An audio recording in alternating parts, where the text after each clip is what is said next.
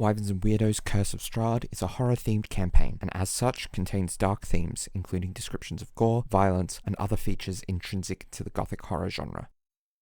Hello, and welcome to Wyverns and Weirdos does Curse of Strahd. I'm your Dungeon Master, Darby, and joining me, as always, are Zoe, playing Cevia, Emily, playing Beatrice, Laura, playing Conrad, Mitch, playing Designation 42, Exley, and Johanna, playing Fall. So, let's jump into it, shall we?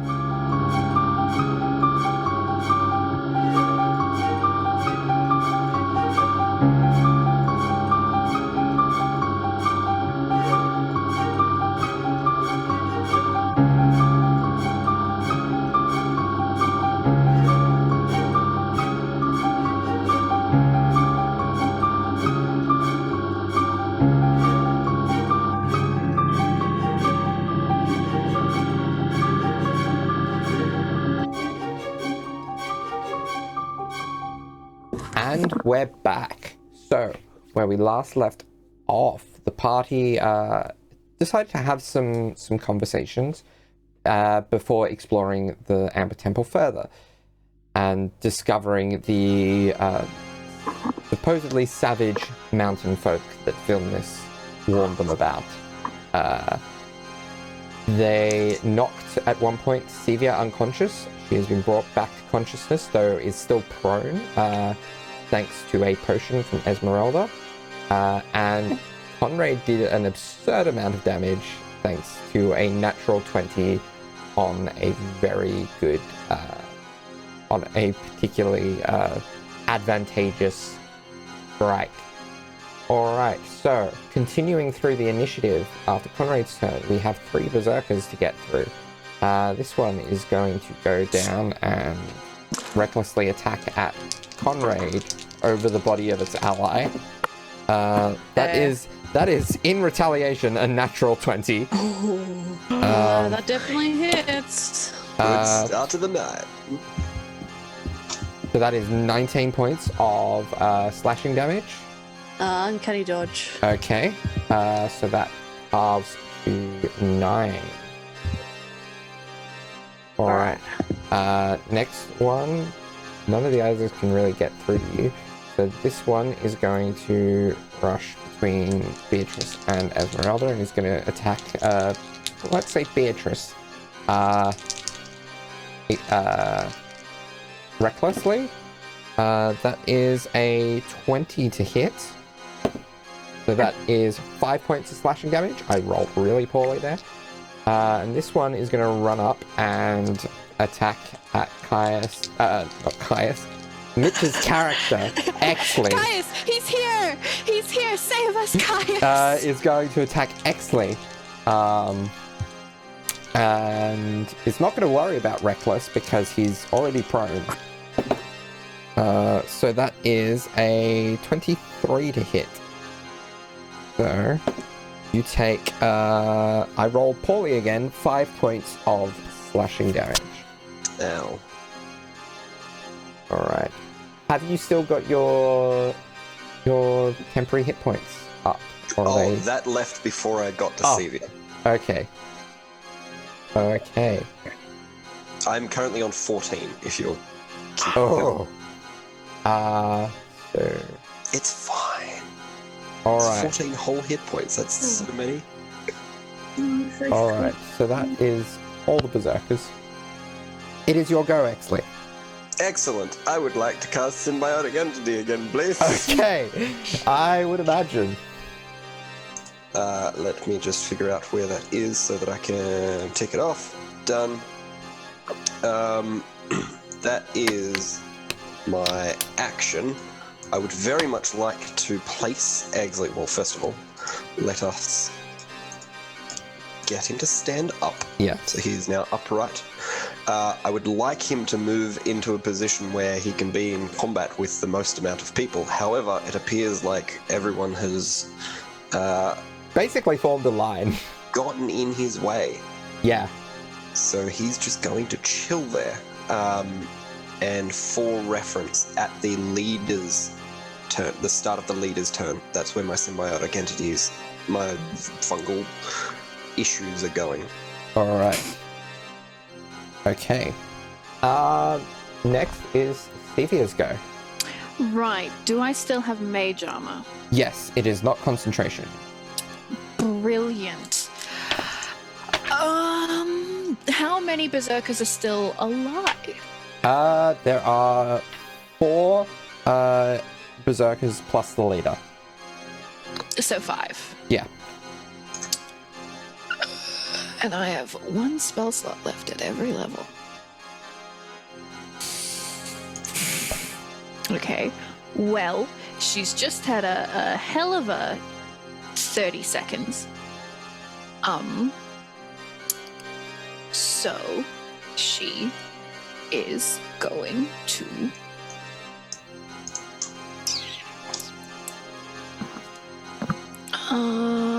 Yeah, it's round 5, so it has been about 30 seconds. Oh, yay, my maths was correct. Okay, I am going to have all of them taken damage. Yes. Okay, I'm going to do something I've never done before that will hopefully help us. And that is called color spray. Okay. So what color spray does is I roll 6d10, and that is how many hit points worth of creatures I can affect. Okay. Okay. Starting with the ones with the lowest hit points. Yeah. 3, 4, 5, 6. And basically, starting with the creature that has the lowest hit points, each creature affected by this spell is blinded until your next turn. Yes. And because you're an evoker, you can choose to, no, that's only when there's saves involved. So... It's a 15-foot cone. Yes. So, that would include your allies within that cone. Can I move into a better position and then cast? You can. You would risk an attack of opportunity from the leader. Then I'm not gonna do it. Who will I blind? Exley is on 14. The leader is still on quite a bit. Exley's on a lot more now. Exley's now on 42. Okay.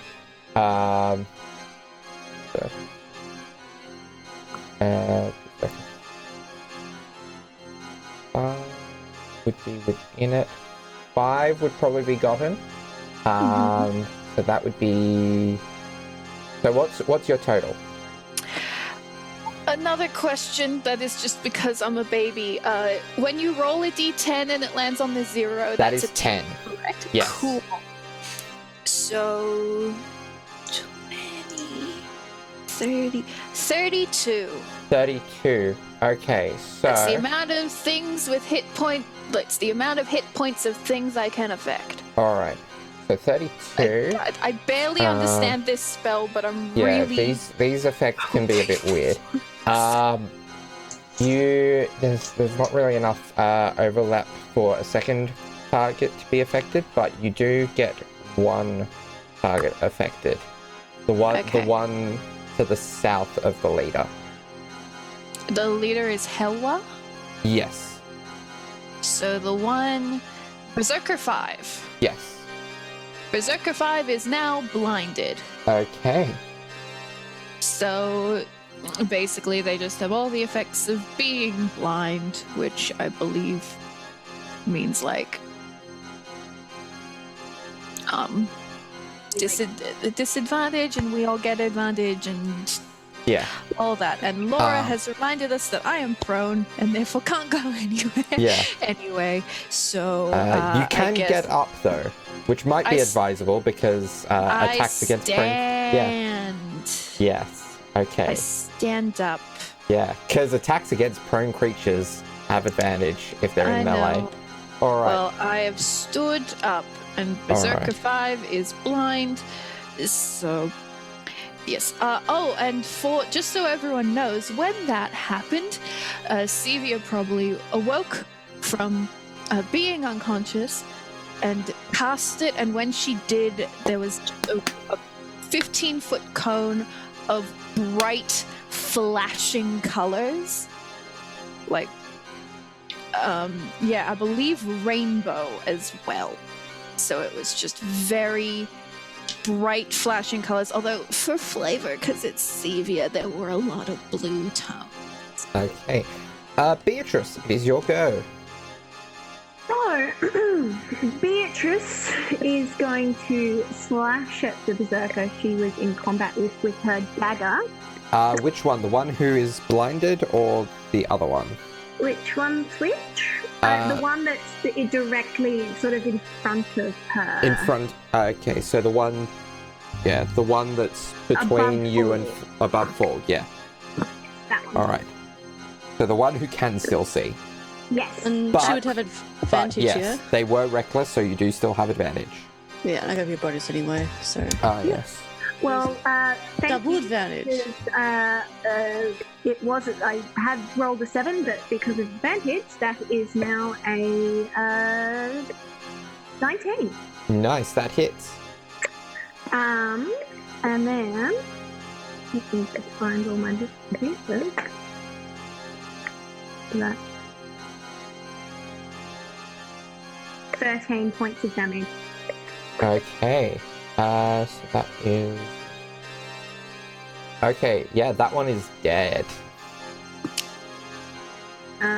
She is then going to turn to the other one in front of her, Yeah, and the blind also, one.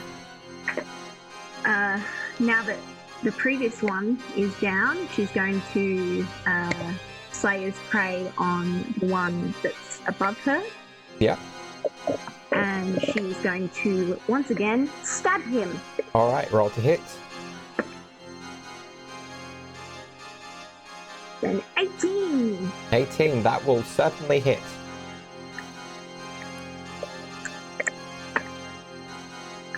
And that's a Do any 10 of these? damage. How do much any of damage? these get sneak attack? 10. 10. Would Okay. it be sneak attack or no? You've got with, allies. with advantage, you can use sneak attack on Yeah. one attack. No. Okay. So So, I'll use sneak on this one. yeah. So that's an extra 4 points of damage. Okay, this one's looking really, really shaky. Still standing, but really, really shaky. Okay, Esmeralda is going to use her multi-attack.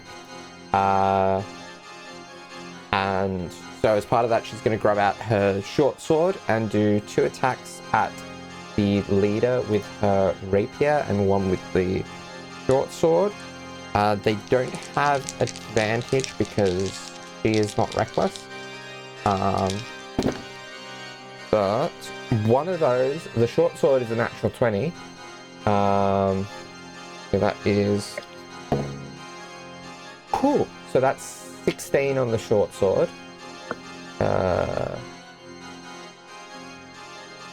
And then I need to double check AC. Yeah, both of those hit with the rapier. So that is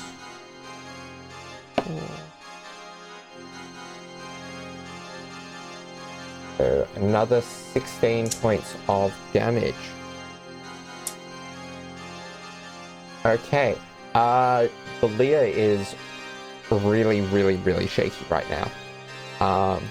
Thanks, Esmeralda. Fall, it is your go. Okay, so I'm going to attack the Berserker right next to me. Yeah.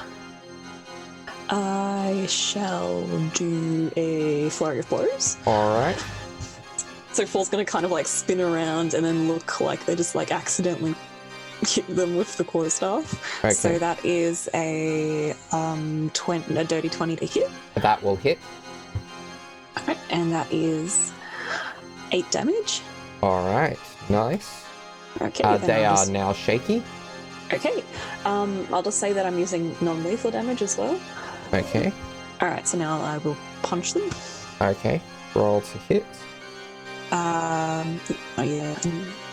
Okay, so that is a 19 to hit. That'll hit. And that is 9 damage. Nice. How are they looking?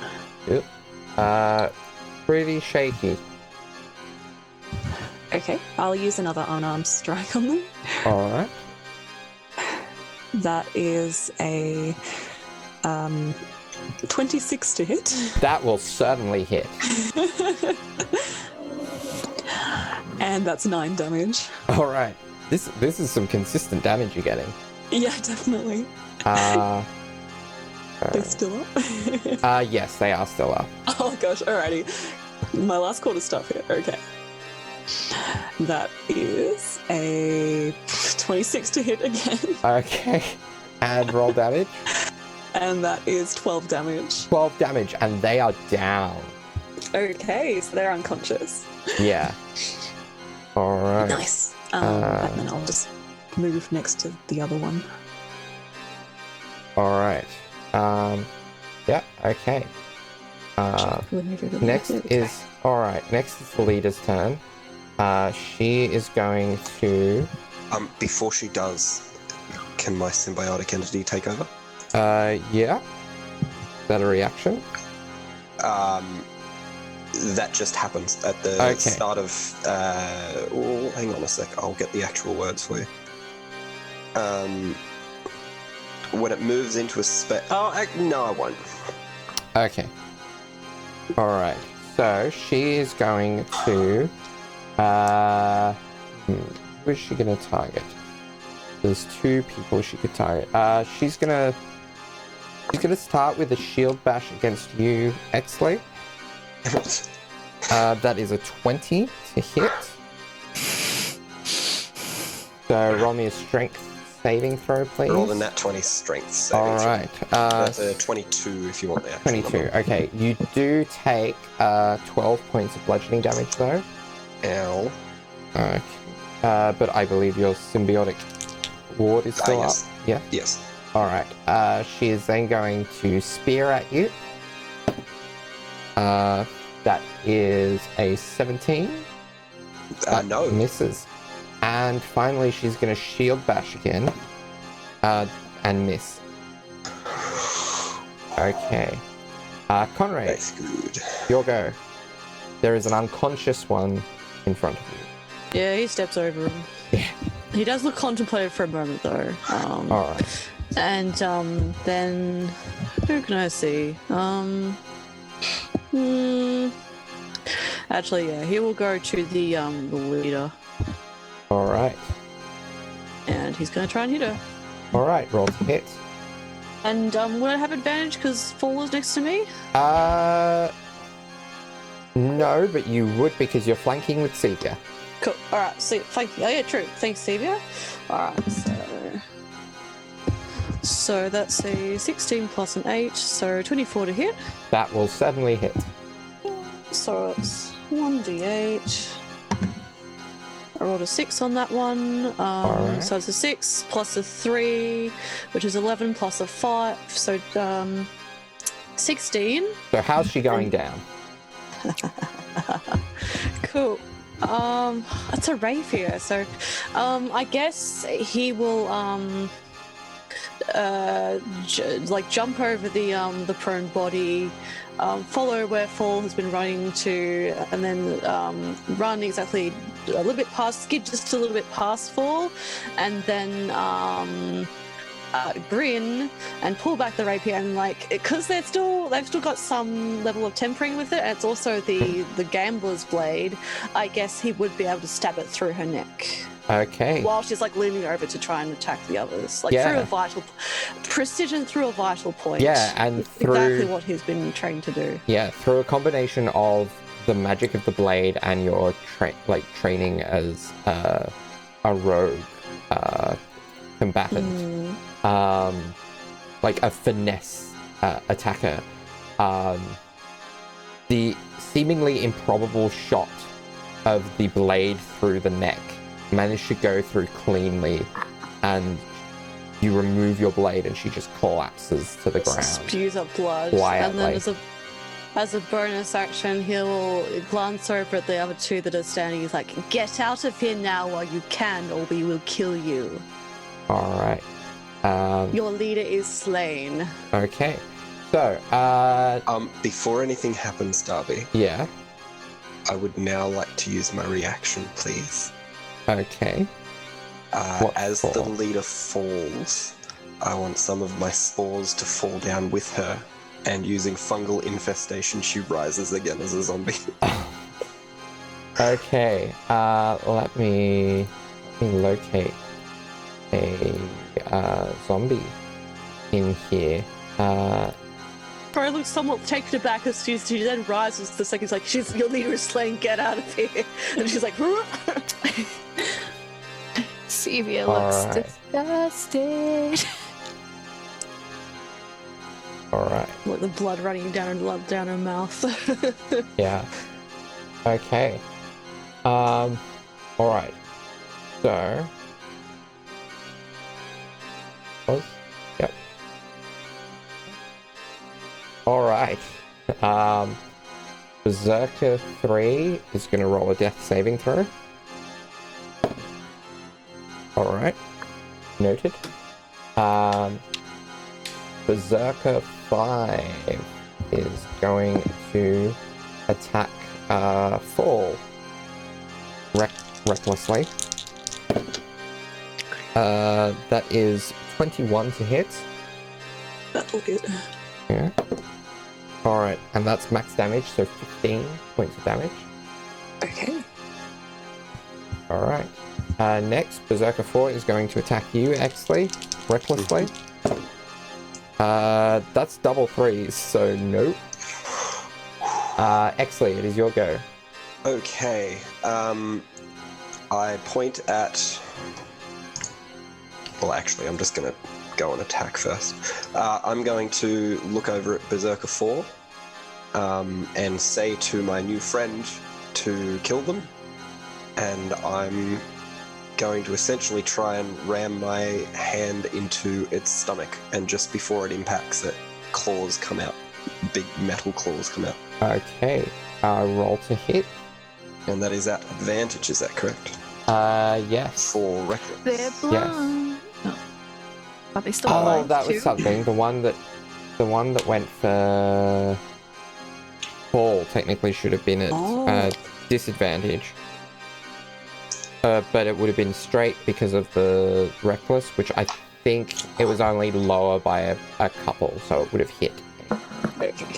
I think it was a 15 and like a 13, so it would have still been an 18. Okay. That is a 19 to hit, 19 will certainly hit. and I rolled 17 acid damage. Alright.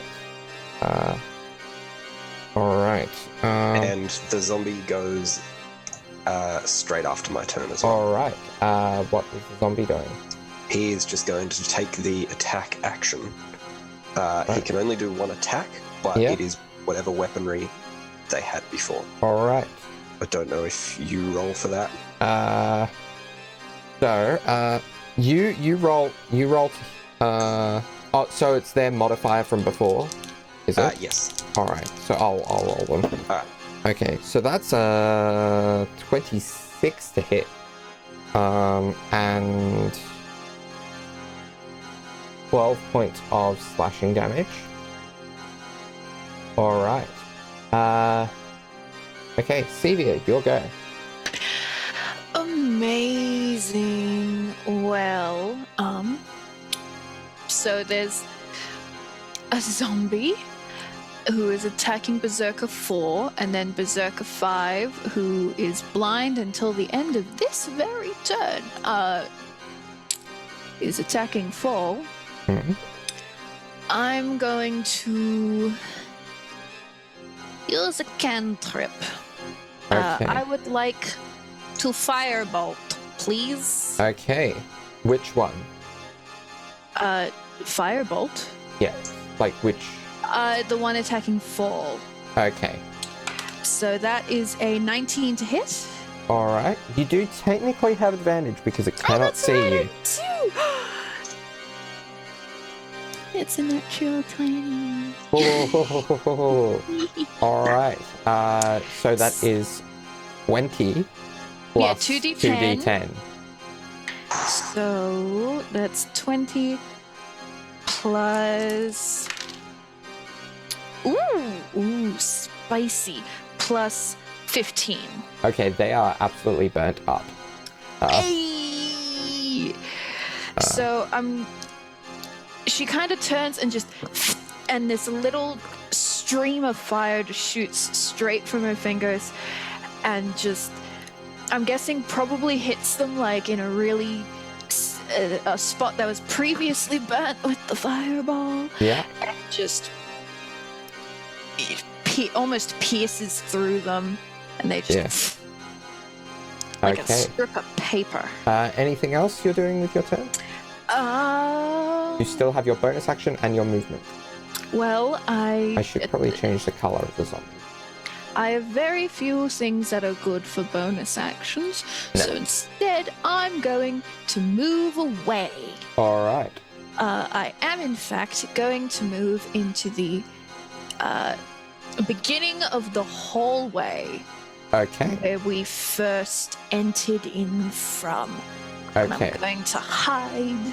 All I know right. I don't have bone, but I'm just gonna stick myself against the wall. All right, Beatrice. So Beatrice is going to run around to about there, and once again, Slayer's Prey. Okay. And she is going to shoot our friend with an arrow. All right. Little fellow. So that's 21 to hit. That will certainly hit. And then does this also count as sneak attack? Yes, you have an ally within 5 Already feet of them. engaged. Yes. So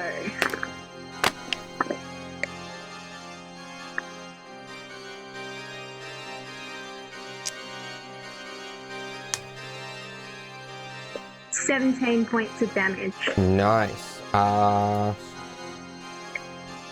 They are really shaky right now. And I'm going to shoot at them again. All right, roll to hit. Oh, Bonus action, fuck you. it's an 18.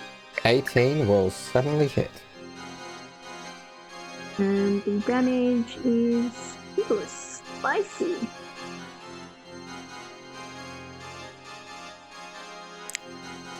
$15. That is them dead. All right. So, is there anything you'd like to do with your bonus action? No. Keep her. So, Keep her, sir. we are technically out of initiative now. As the only remaining one is one who is unconscious, slowly bleeding out from wounds. It was non-lethal though, so It was, but they did have wounds, so they are. fair. Yeah. Cool. Well then Conrad will stalk over to the last body, and then he'll turn and look at Fall. Go, you didn't kill him for a reason. Do you wish to interrogate? I guess you can do that, sure. We shall see. And he's going to crouch down and stabilize the berserker. Beatrice is going to stalk over as well, and just as Conrad is stabilizing it, she's going to pull her rope out and tie him up. Fair. Okay.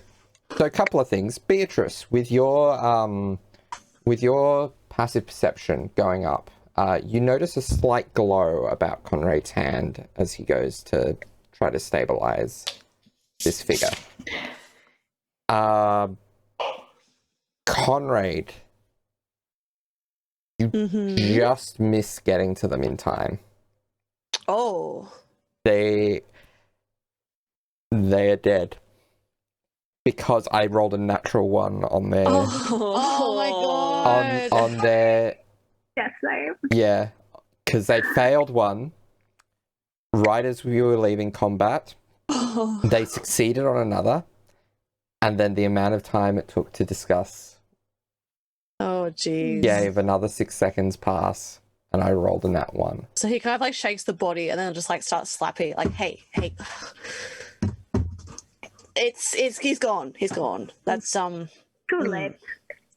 too late. Well, no questioning to be done there, I suppose. Is everyone alive? We all got through this unscathed. Where is Cevia? Hiding, not making a sound. Cevia is okay. It's all done. She doesn't make a sound. Did she get taken off somewhere? I think she ran and hid. Did anybody see the tracking vent? She was over that way before. I mean, I'll go have a look. yeah. I do believe I may potentially have an answer to how to get Cevia to come back. Like, I'm actually, going- you have line of sight. Like, yeah, yeah. but I'm not calling it out or anything. Yeah. Um, What does he say?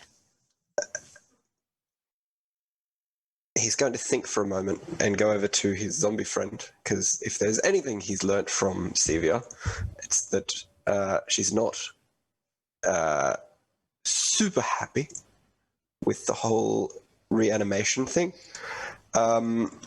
He's going to go up to his friend. He's just going to slowly take the sword, and then he's going to turn his hand into a spear and ram it through his head.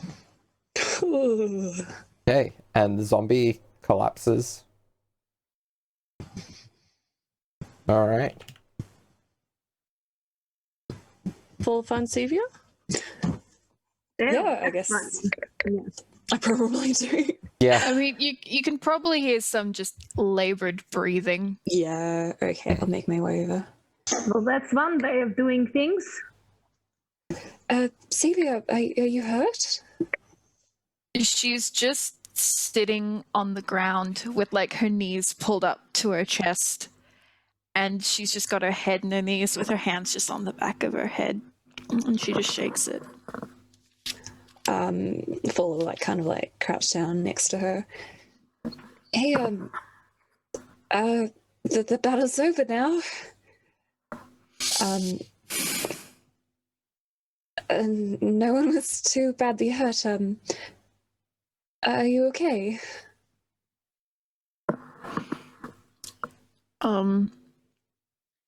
She just looks up at Fall.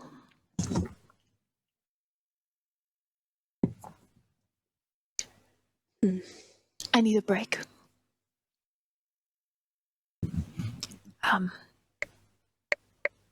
know we just finished resting. I would like to rest again, please. That's fair. Do you want me to take you somewhere away from the others? Like Please. you did with me before. Sure, I'll take you to that little room off to the side. I'll just go tell the others that you're safe. I'll be right back with you. Okay. Full just ducks out. And is like, Cevia's safe. We're just going to duck off for a bit and Okay. rest. Yes, so, Alright. Does she need any healing? I mean, I probably would have seen that she is somewhat wounded. In a meta sense, yeah. Yeah. She could really use more than 16 hit points. Yeah. Oh, Yes. there was a crit from like a great axe. There's probably a bit of a Oh, gash. it was a great axe. Oh, some bleeding. Okay, yeah, that is true.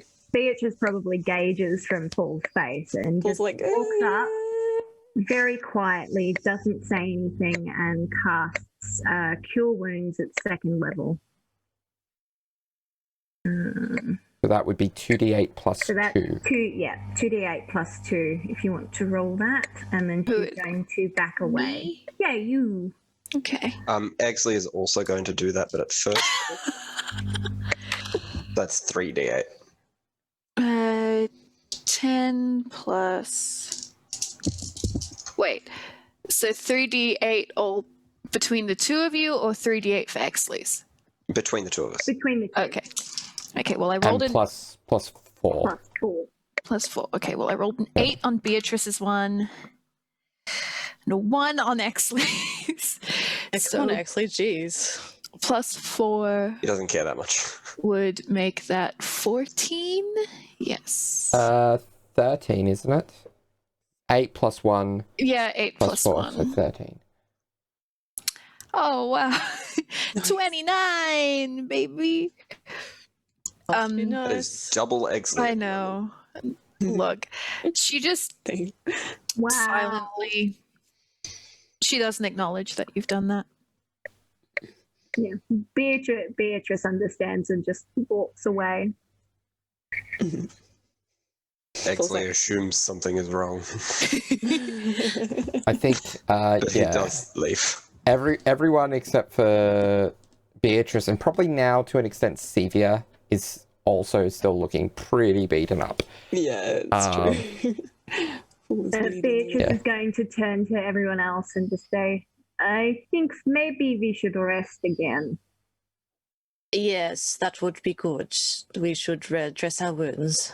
There are some beds which are currently unoccupied in the room to our west. True. Yes, well, and kind of will just, without acknowledging, we'll step into that room to have a look around. Okay. Beatrice will follow. Alright. Exley will stay in the hallway and watch to see where Fall and Cevia go. Okay, so in this room, torches in sconces light this bare stone room.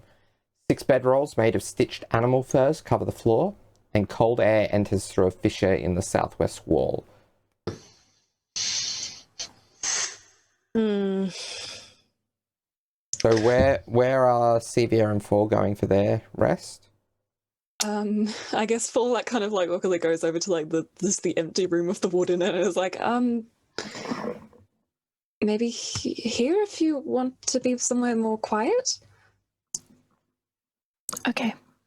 And Cevia just boop Great, I'll get goes some into a room. blankets and stuff. Okay. So, short rest. Everyone can attune to any items if they have them on hand indeed. and would like to. Also, because this is an hour you are spending in the cold, can I get everyone to roll me a Constitution saving throw, please? Oh, 16 plus 16. so 17. Conrad is fine. He's not cold. Oh, that's all right. 4. 6. Cevia, you take 1 point of exhaustion. Yeah. Beatrice, you are fine. What was I Exley? go 14. 14 is fine. And Fall? 15. Fall is fine. So that checks. Yeah, that scans really. Yeah. And I'm gonna I'm expending 2 hit dice. I'll spend my last hit die. Esmeralda also takes a point of exhaustion. Yeah, so speaking of hit die, what Conrad does when we kind of start to settle down the room is he kind of looks around, waits for a point where he thinks that Beatrice, I don't know what the others are doing. If anyone else comes into that room when he thinks that they are not paying that much attention, and then his demeanor, his stance, seriously, he's been quite on edge. His stance just kind of slumps a lot more and then just kind of limps over to the corner of one of the rooms, Yeah. and then kind of shocks his shirt off and tries to check all of his wounds to see if the blistering is he has no medical experience, so he's just looking over stuff and then trying to rebandage stuff very awkwardly, and then he kind of just hunches up against a wall, looking again if someone does glance over at him, he'll try his best to look like very nonchalant. Yeah. But as long as he feels comfortable enough that no one's looking, he looks very like pained. All right. And I do not recover any hit points. He is completely gone. All right. Out of those ones. So, two points of interest in the room for those who are in it. There is a fissure off to the side. It's easy enough to see that it opens up to a kind of clearing outside. Okay. There is also a secret door to the central south of the room. Where Beatrice is standing. Yeah, a little to the right of where I Beatrice guess the fishes have the mountain throat. Also, I used 2 hit dice. Okay. So how many hit points is everyone on after that short rest? I'm on 21 out of 45. 21 out of 38 out of 44. Oh. People love to heal me. 28 out of 66. All right. And I'm on the same as I was. 17. Ooh. Beatrice would notice that Conrad is on the floor. She will walk over and cast Cure Wounds at a first level on him. He kind of like when she walks up to do that, he kind of like goes to shy away. Then he just kind of like just like does a little pout and then just like lets her do that. But then kind of redoubles, trying to look like more chill again. 1d8 plus 2. All right. Did you hear me when I told you? So you're on 60? Yeah. He healed 4. That's And cool. then 21. I'm going to go back and Oh, good We play. match. look at this secret door. So secret door leads to a scroll repository similar to the one on the opposite end. Again, a lot of just disintegrated parchment pieces. Nothing else of interest. No. There is a door to the north of the room.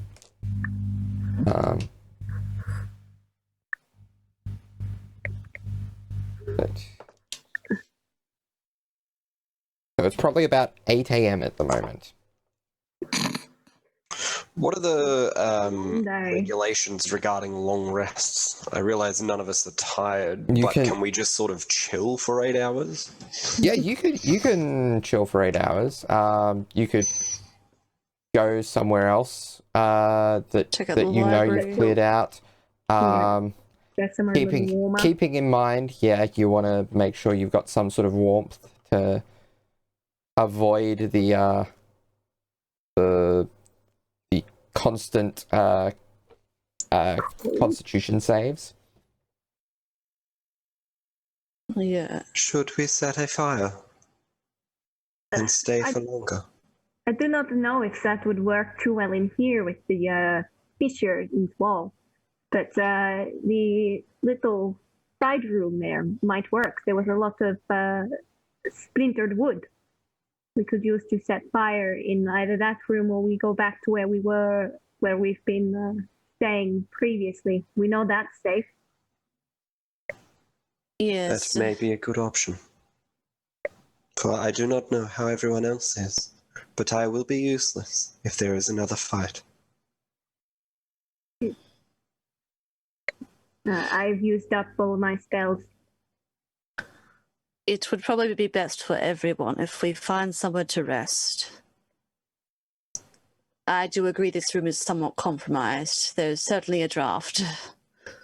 Even if we were to plug it up, we don't know what's beyond these doors. If there's not any more skulls that might come bursting out of the floor or something like that. So, Perhaps we take all these animal hides and take them into the room with us. Back to where we were. That would be a good idea. that's a good idea, yes. Let's do that. He'll get up and try And- to bundle them up.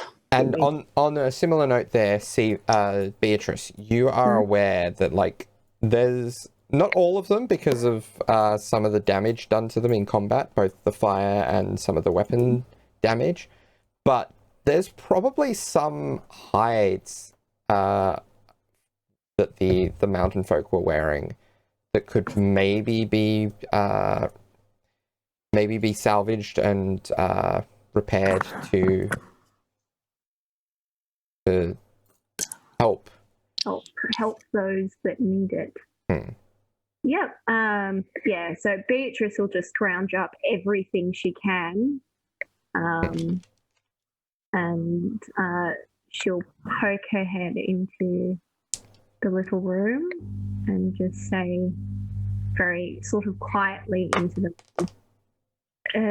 we are going to just rest for the remainder of the day, I think.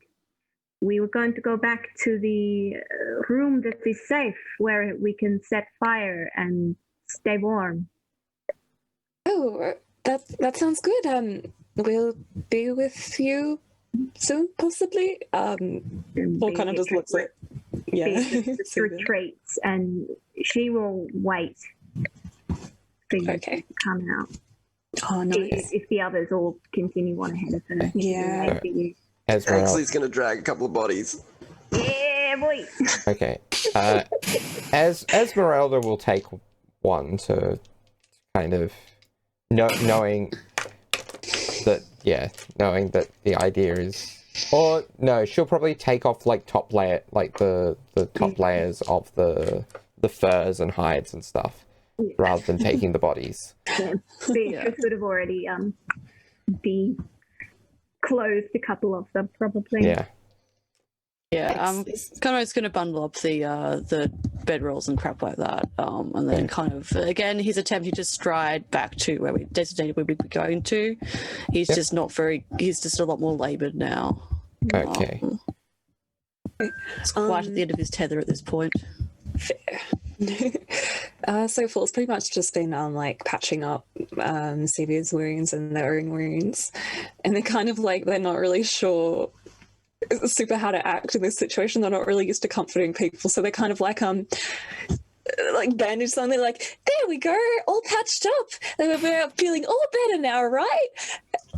Drawing off their experience from teaching children, and then they're just kind of like, that was probably weird to say.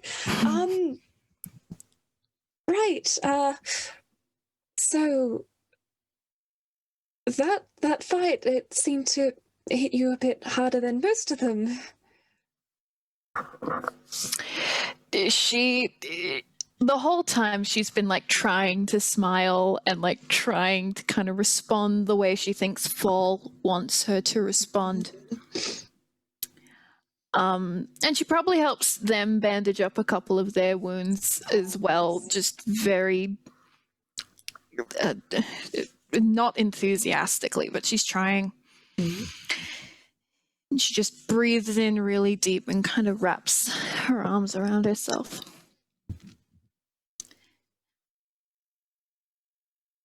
You know, we've killed a lot of people here. But you can justify a lot of that because they were vampires, or they were bad, or they fought us first, or they caused us harm, but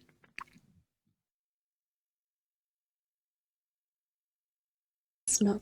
I thought they were statues.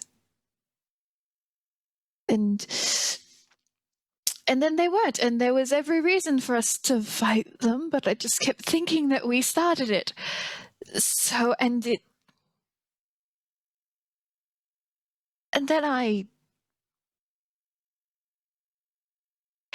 it's so stupid that the more we get into fights that are fully justified, the more I think about that stupid shopkeep. And what if this is just who I am now? What if, I thought, they said very early on in the legends, in the stories, that Barovia, when it went away, changed you. It changed who you are, and it changed what you thought was right. And I said the one thing I didn't want to do was fight the mountain folk. And I set them all on fire.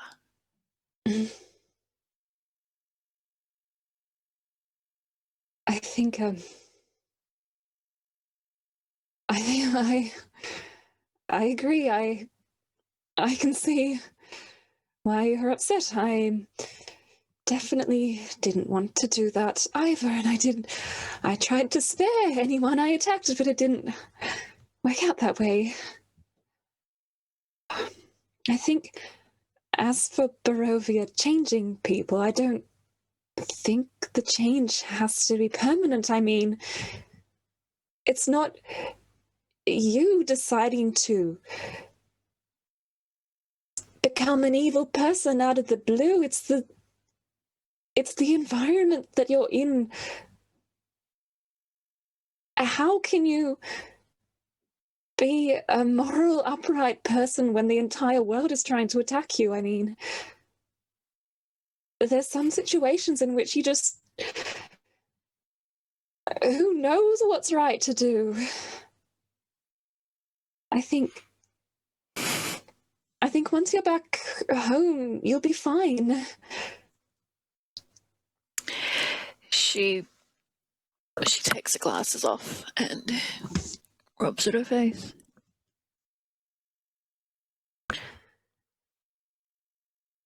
But I'll always know that I was that person. I'll always know that no matter how good I get at magic, no matter how great a person I become, I'll always be someone my dad would have tried to stop.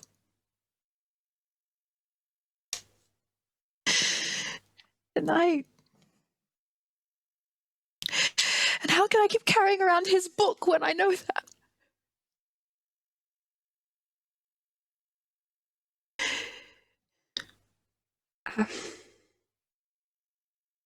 I'm sure that your dad would understand and see the whole picture, right? We can't just be a few of our actions, right? My father was a good man. The best man I've ever known. And he taught me everything I knew. But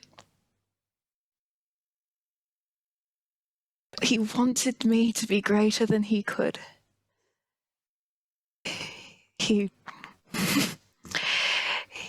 always had the attitude of someone who never quite reached their goals. And I was meant to reach them for him.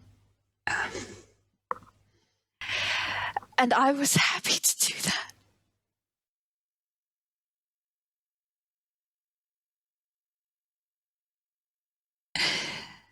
But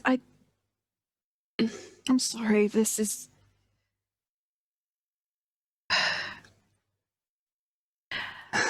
Fainting is very different to being knocked unconscious.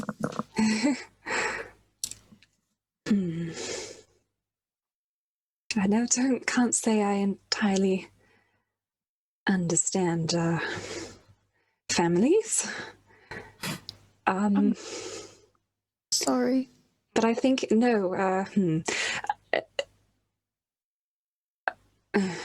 I wish this was a world where children weren't expected to be perfect.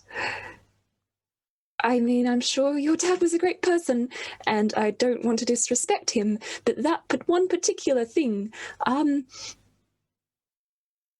that's terrible. People can be whoever they want to be, or whoever they become, whoever they have to be. I think you're doing just fine. I get you wouldn't want to disappoint him. I can understand that, but I think it's cruel to expect anyone to be this perfect, ideal person. And that what you're doing in the circumstances of this godforsaken world is you're doing fine. I didn't see anyone else out there trying to not kill these people. Well, yeah, yes, you're better than anyone else in this group then in that regard then. She kind of gives a little smile. And,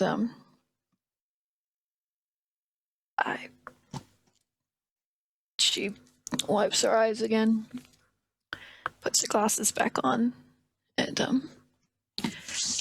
I want to believe you. As sure as anything. I don't think you're right. But I wish I could. It's,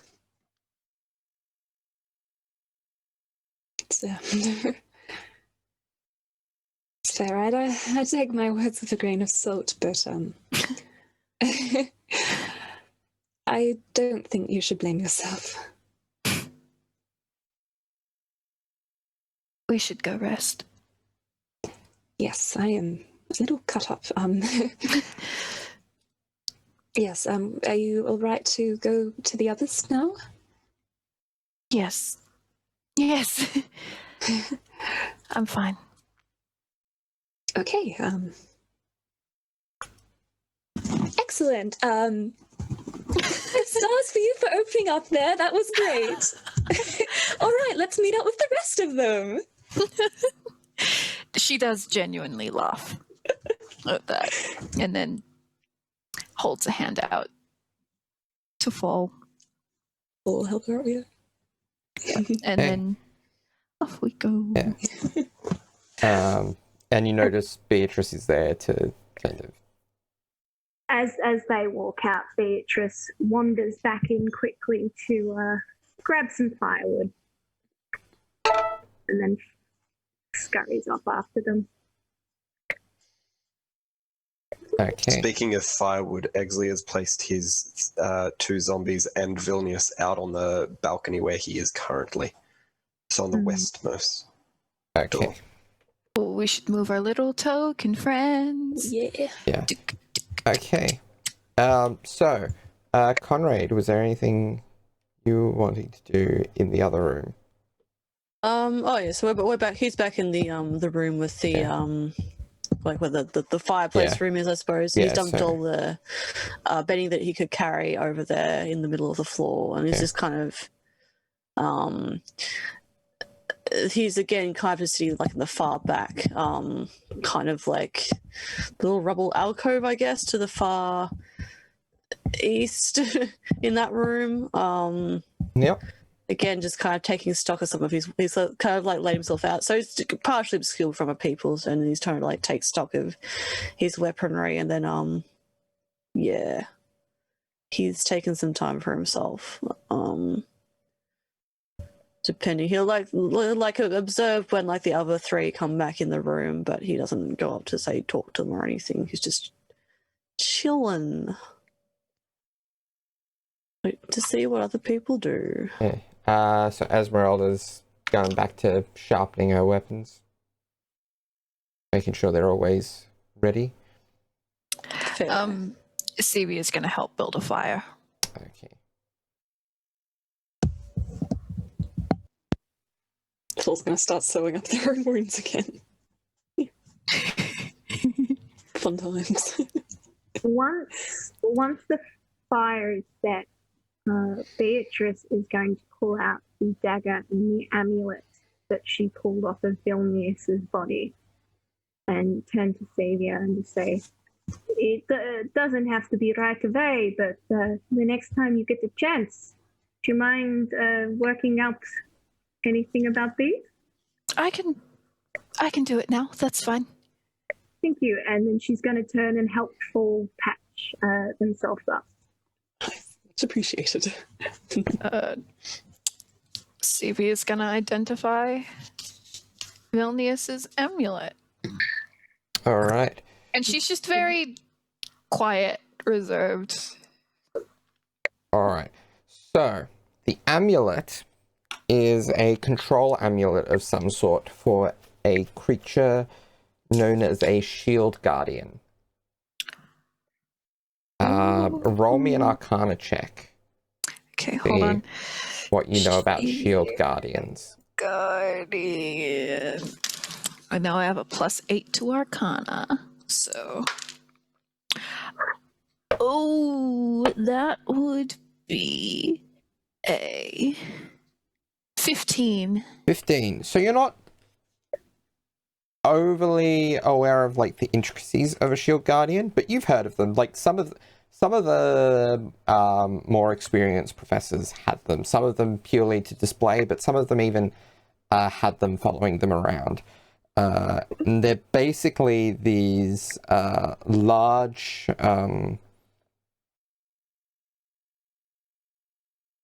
constructs that are essentially built as autonomous bodyguards for wizards. Ooh. Ooh.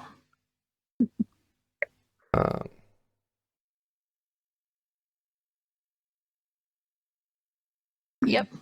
That's about all you know with a 15. Okay. She definitely like her eyebrows just furrow.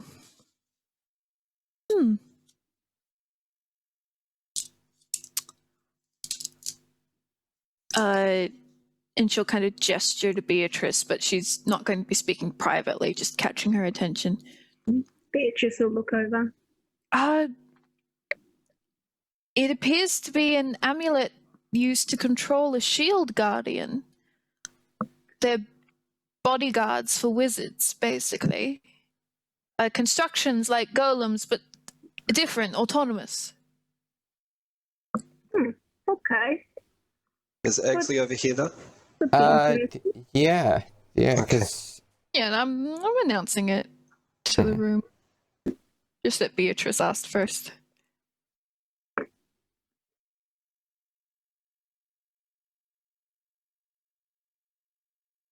That is interesting. I wonder where it is.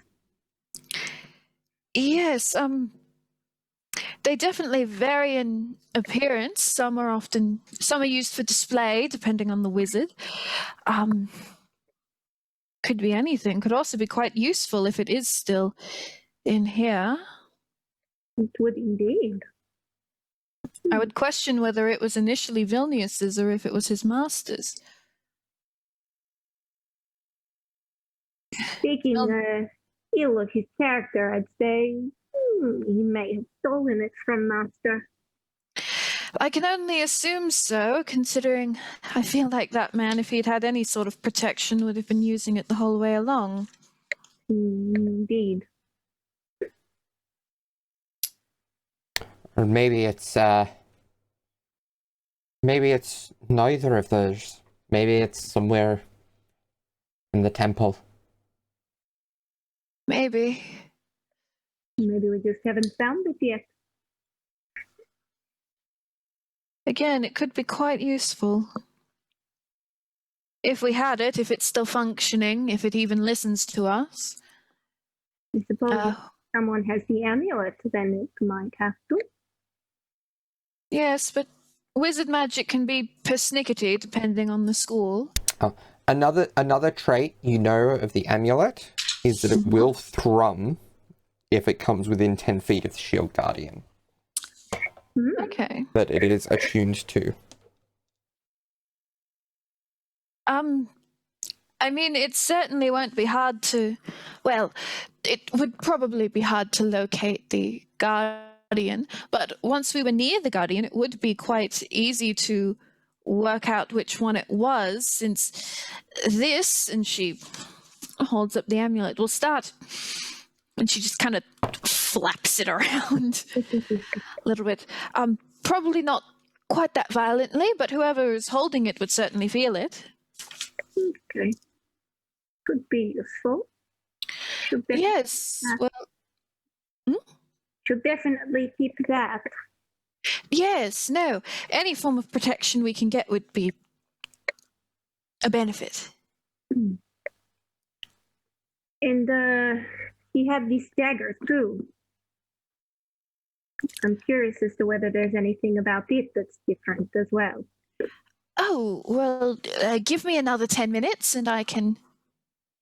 So Beatrice takes the amulet back and tucks it within her clothing. Mm-hmm. Exley takes note of where it was placed. Okay. So, the dagger is a Hellfire Dagger. Like from that podcast, Wyverns and Weirdos!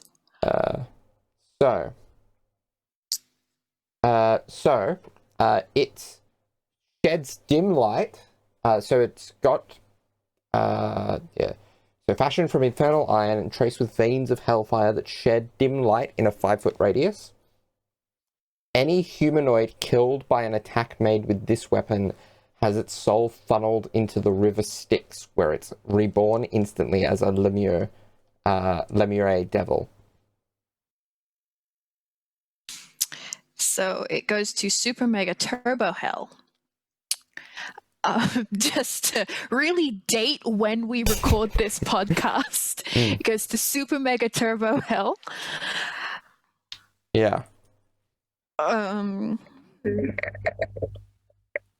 Okay. Cevia, her eyebrows furrow and then shoot all the way up her forehead when she realizes this. She goes, "Oh my!" And kind of, she was like holding it in one hand and doing all her little arcane gestures with the other, with the sparkles coming off it. And then she just suddenly switches to like holding her own hand out in front of her. She doesn't want to touch it, but she doesn't want to drop it.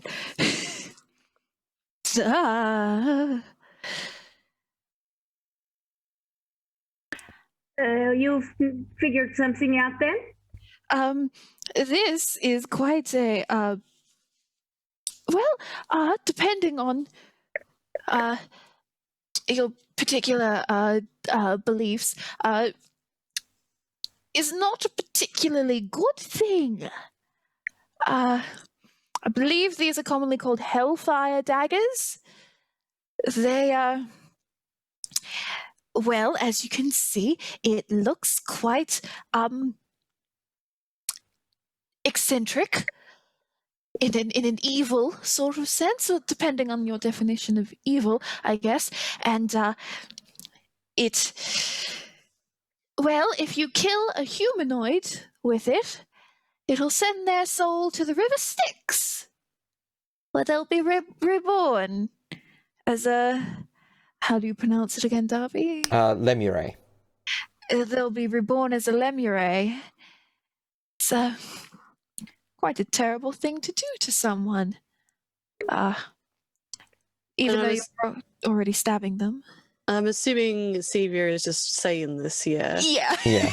Yeah, so when the second that Cevia kind of like still looking at the dagger, Conrad's kind of like gotten up, squared his shoulders up, and now he's standing close by her. So when she starts to say that it gets sent to the river Styx, he's like, "So it means they can't come back." No, as far as I'm aware. It wouldn't work on someone like Strahd. I've learned from personal magic-related experiences that the vampires don't count as humanoid. They count as vampires. Might still be interesting, though. Well, it depends. That's quite a thing to decide. To make yourself a god in a certain right and condemn a soul. Some souls deserve condemned. certainly true. It would certainly be useful. And What a Well. gift to find on such a pathetic soul.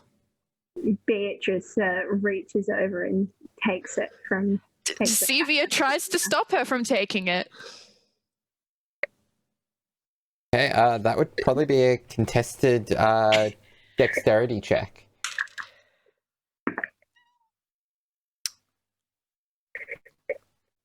Just normal dex? Yeah. 14. I'm sorry, I nat 20. Oh my So that is a gosh. 23, I believe. Oh. Yes, So it is. even if I'd nat 20, that wouldn't have won. So, No. so Beatrice is able to deftly grab the dagger out of your hand. Oh. Sort of twirls it about in her hand and then tucks it back into her boot. I never said I would use, but it's interesting.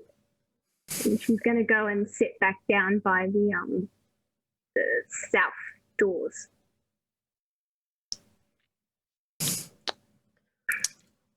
Cevia looks quite put out by this. Yeah. And also, Conrad raises, sorry. oh no, just gonna say she probably looks at Conrad. Conrad raises his eyebrows at her, then looks at Beatrice and goes, a good thing to keep in mind then, that is the power she has. She wouldn't use it on us, surely. Who can be certain of anyone here? I would hope not. Well, I certainly wouldn't hurt any of you. No. I wouldn't be capable of hurting any of you. You know, you're all so tough in combat. I would like to insight check Conrad, please. Okay. Yeah, roll an insight check. Exley can say what he's doing while I do this. That's much more interesting. Probably not, because that's a 6. I mean, Conrad seems perfectly above board. Well, it's also it's hard to get a read on him. Probably Okay. Yeah. Like, hard to get a read one way or the other. It looks very I guess dark in the firelight. Considering false suspicions already. False just going to be really blunt and be like, Conrad, are you feeling okay? Pardon? You just haven't been acting yourself lately. I have taken quite a lot of hits. But That is I'm very fine. Okay. Do you want any wounds sewn up then? I do not know it was Mercy Burns, and it is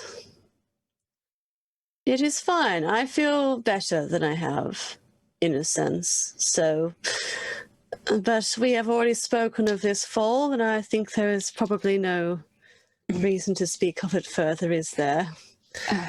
Things have been made quite plain. Yes, apologies. So, it is of no matter. I'm Okay. certain the rest will do us all good.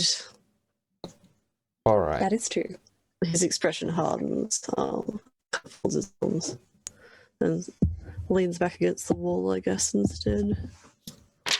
Okay.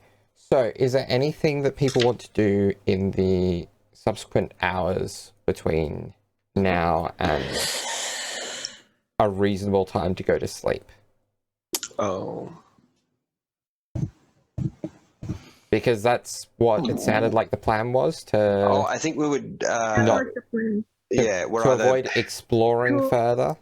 Yeah, just rest for the day, have a long rest that night, and then start afresh. Okay. Fair enough. Okay. Leave. In that case, Exley does want to have a chat with Cevia. Okay. Cevia's probably just after all that conversation, she's still grumpy that she got bested by someone who was clearly always going to win.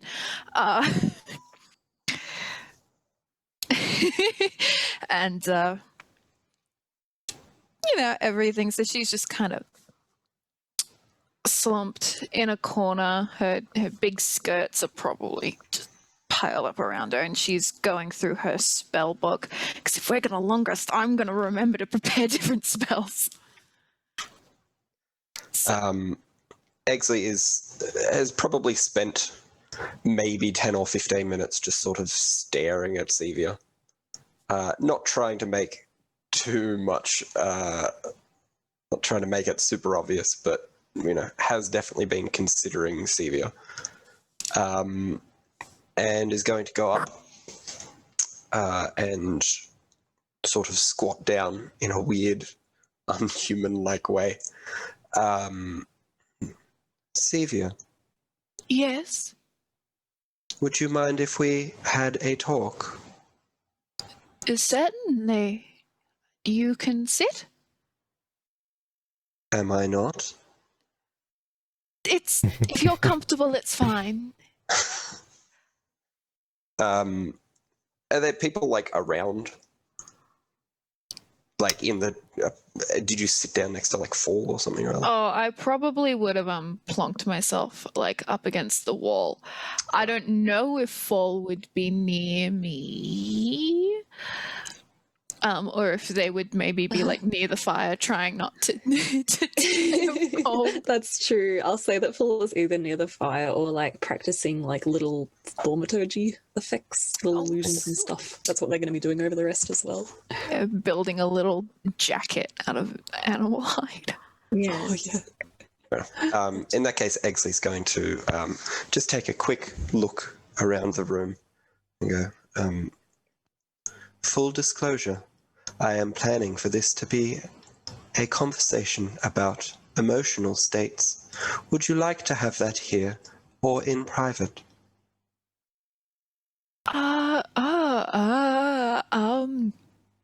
But we don't have many options, do we? We can take it out in the hall. Okay, yes, certainly. And Exley is going to get up and walk out into the hall and just sort of try and, as he's seen probably Conrad do, he's going to try and lean up against a wall, but it's essentially just him standing stock upright and he's tilted himself into the wall. His hands are just by his side. Amazing. Cevia will just be standing very awkwardly next to him. Yes? So? I am not apt at discerning how people are feeling. However, I have noticed that since we have arrived here, and especially since that last fight, you have not been yourself.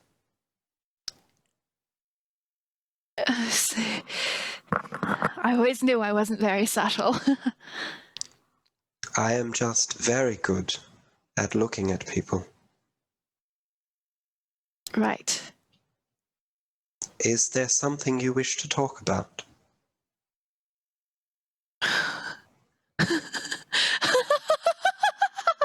She just starts laughing.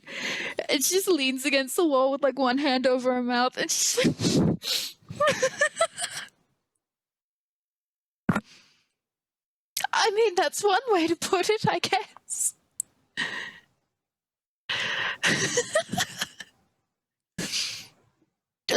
Sorry. That probably was not the response you were expecting. It is my fault. I am still not accustomed to your humor. No, it's honestly not very funny at all.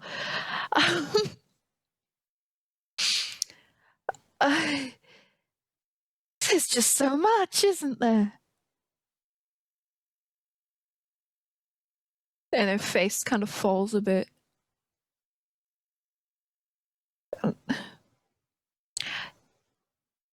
I feel very...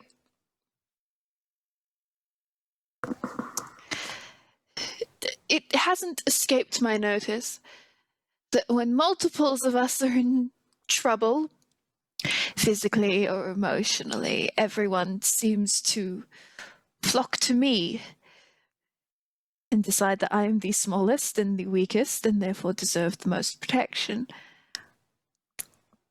Personally, I consider Fall to be the weakest. He's not. He's a lot stronger than he thinks he is. He just needs to start thinking that way. So,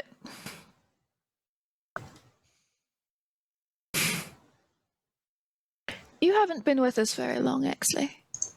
I have not. But you,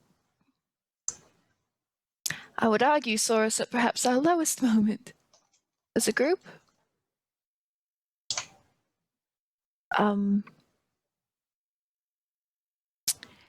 You've said before that you were observing us at the tower because you were trying to deduce if we were friends of Strahd. That is correct. What did we all look like? Exley considers that for a moment, and responds, lost.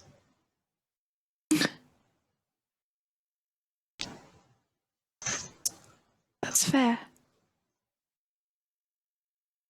Your friend that you sent into the lake, did you know them for long? No. 3 days, maybe. But he was very kind. He was very good. And, honestly, he was a little bit of a bastard when he wanted to be, but that was honestly quite refreshing. He sacrificed himself to save us against Strahd. I offered to help, and he said no, and I didn't press the issue. And everyone's protective magic went to me. And then he died alone. Unprotected, unhelped, hundreds of feet away. And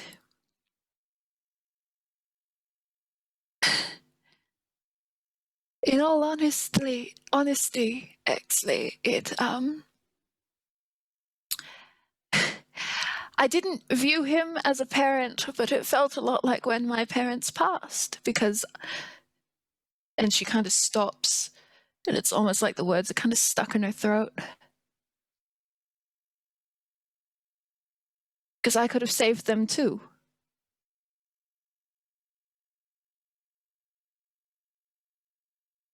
And every time I decide to care about someone,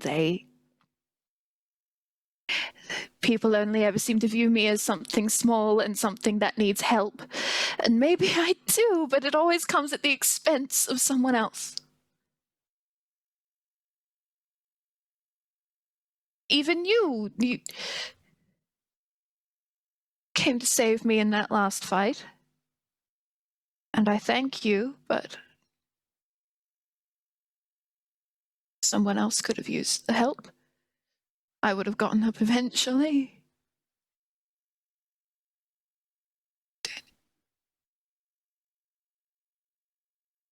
There's just a lot happening in my head at the moment. It's not very easy. She kind of just looks down and starts picking at the skin of her nails, like around her nails. You believe others see you as helpless. Is that correct? In a word, yes. How do you see yourself? Oh. If I'm being entirely honest with you, actually not very well at all. Do you wish to change that?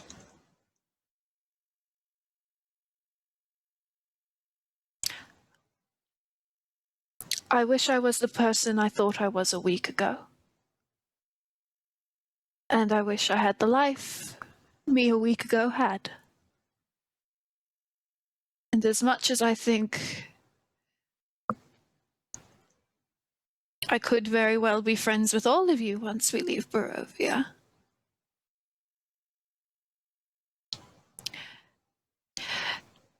I feel bad when I say that I would willingly not know any of you if it meant I got to go home.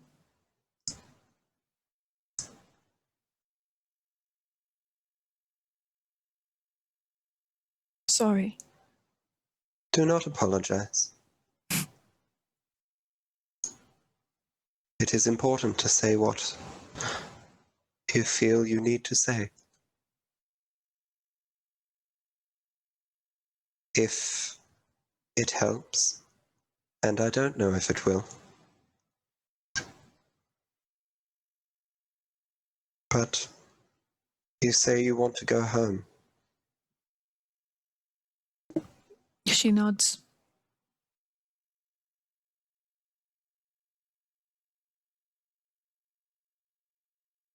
I don't have a home, but I understand the concept. That would not make you a worse person for wanting to get back to what you feel is stable.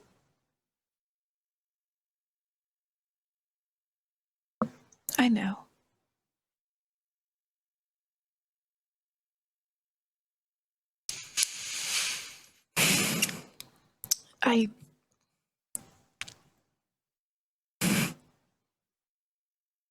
Gods above, what even is home anymore? People always say that home is people, not a place, but I don't have any people.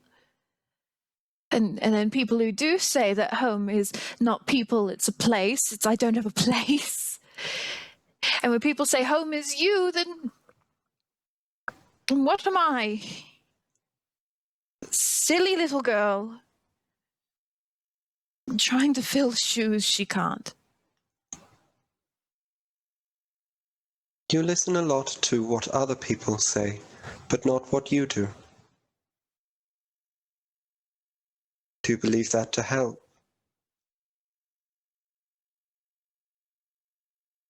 I mean, I may be smart, but I'm used to being around people who are smarter.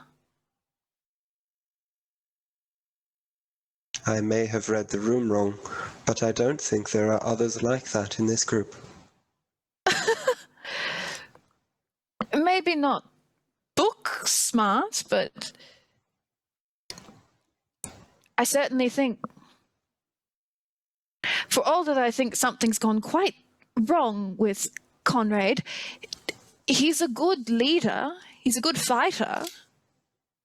For all Beatrice, she's incredibly adept at what she does. She's honestly a little bit terrifying. There's a reason I didn't want her to have that dagger.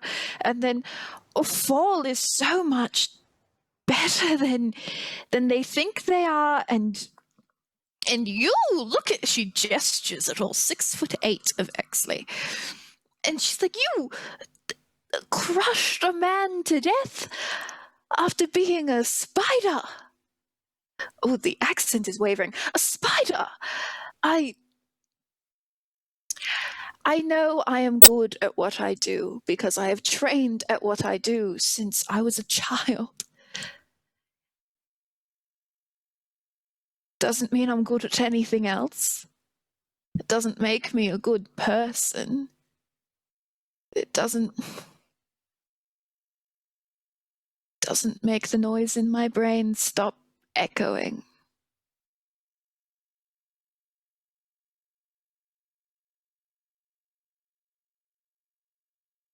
I'm being difficult, aren't I? I asked you out here. Well, people like simple answers. I am not people. No. No, you're not. And on that note, we're going to end for this week's episode. Thank you all for listening. Thank you for Yeah, thank you for listening. Have a great week. Bye. Bye.